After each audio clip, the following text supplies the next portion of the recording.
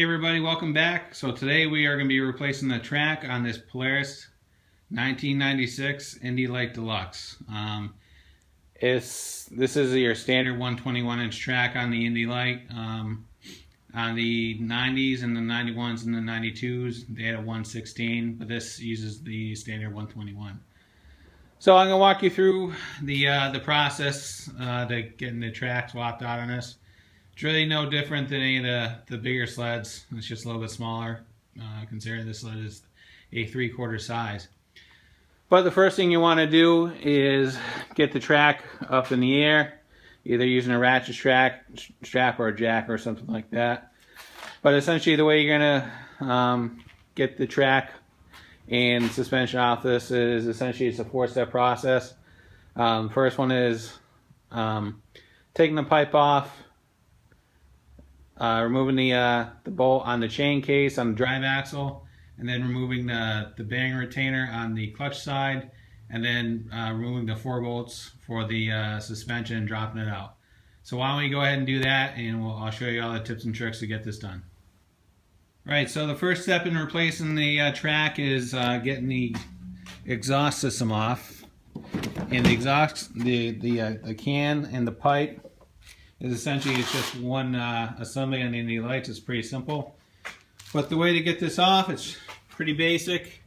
There's 2 springs holding the exhaust onto the wide pipe in the front, and then there's one down there. See if we can see it right down there. Right. So the easiest way to get this done is you can either buy a spring removal tool or you can build something like this. This is just an old screwdriver that I used, and what you want to do is using an angle grinder or a hacksaw, just put a notch in it, and then what you can do is you can just use this to loop over the end of the spring and pull it out. Building something like this is going to save you a lot of headaches getting the springs off. You could use a set of vice grips or a set of channel locks or pliers, but using that tool is a lot easier.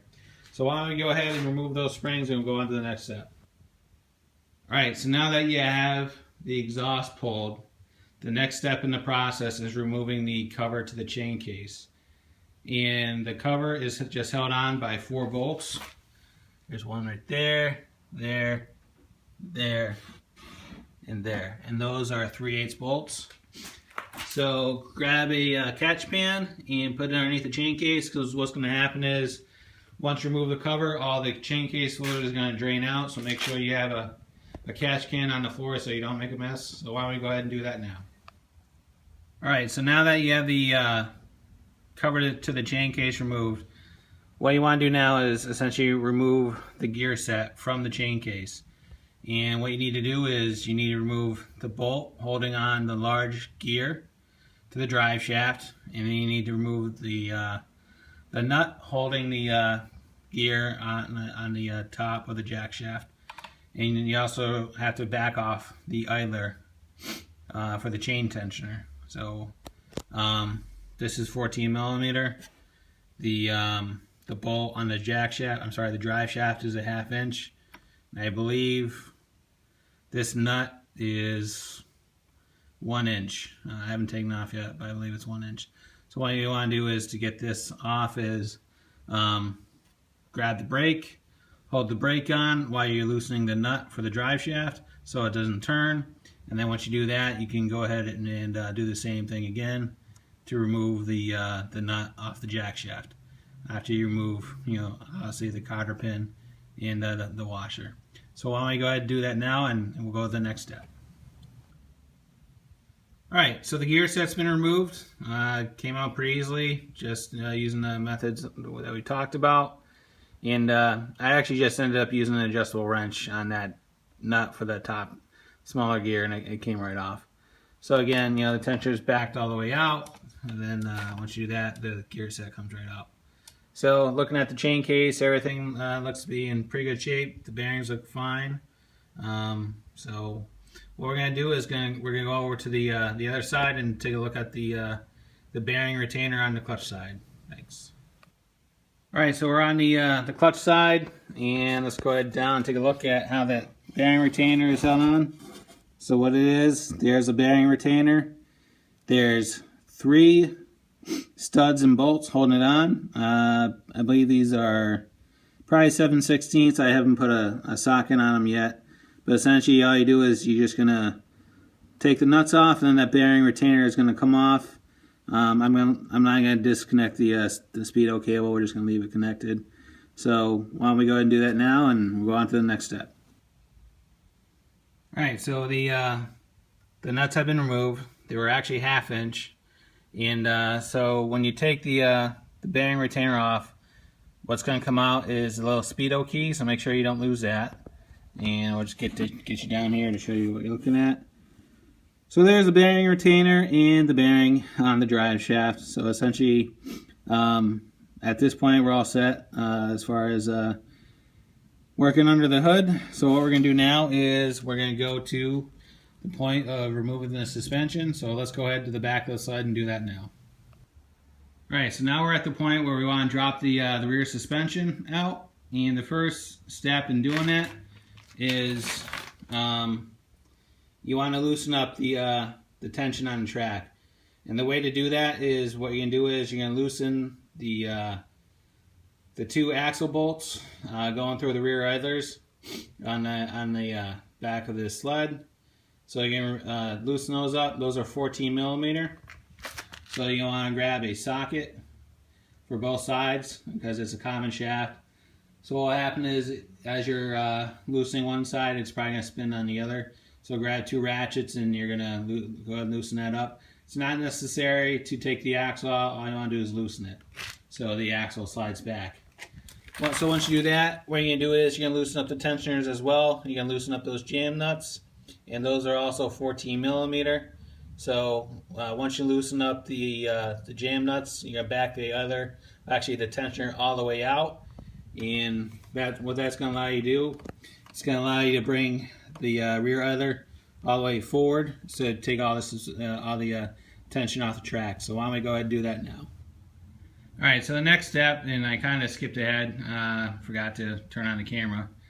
But essentially, once you remove the, once you loosen up the idlers and move the rear axle forward, and the next step is essentially dropping the suspension.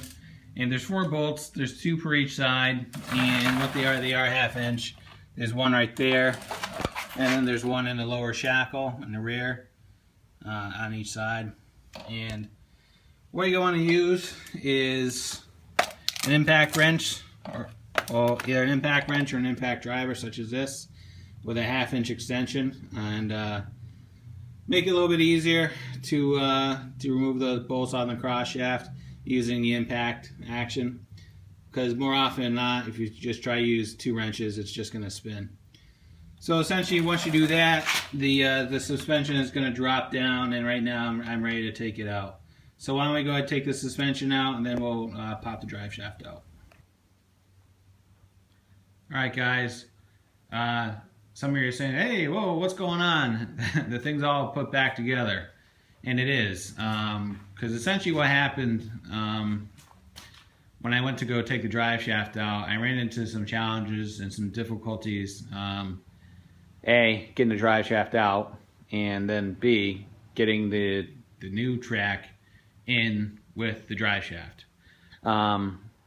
So, you know, one thing led to another last night, and I just got involved in it, and I didn't feel like shooting any video because I was just running into issues and everything else, and so I just decided to get to it and just get it done. And what should have taken me 2 or 3 hours, I think I was out here for 6 hours last night getting this thing done. But it's all back together, and I'll talk about what I ran into real quick.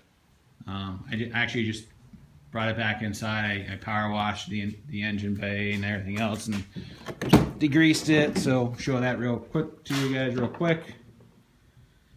Right. So the issue I ran into, which caused me so many headaches, was that in case I didn't mention it, this is a 1.25" track with studs. So what it is, when this sled originally came from Polaris, the original lug height was 5/8 or 0.625. So essentially what we're doing is we're doubling the lug height plus the addition of studs. And even though there's no front, this sled is fan cooled, so there's no front tunnel cooler on it. This sled was really designed probably for like a max of an inch lug track. So what the issue was, when I went to go insert the drive shaft into the through the tunnel and through the chain case, what it is, there's not enough clearance in the front of the bulkhead to accept the lug of the track, so you can slip the drive shaft over the track drivers on the inside of the track. Basically, there was an interference.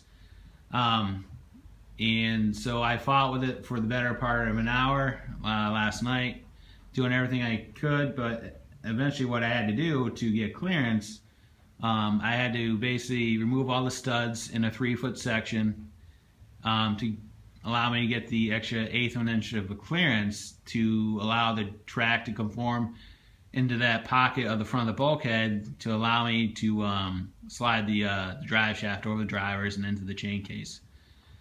So, so that's what I ran into last night. One thing led to another, and before I knew it, I should have been out here for 2 or 3 hours. I was actually out here for 6. Fatigue set in. Then I had an issue with the chain case getting that back together.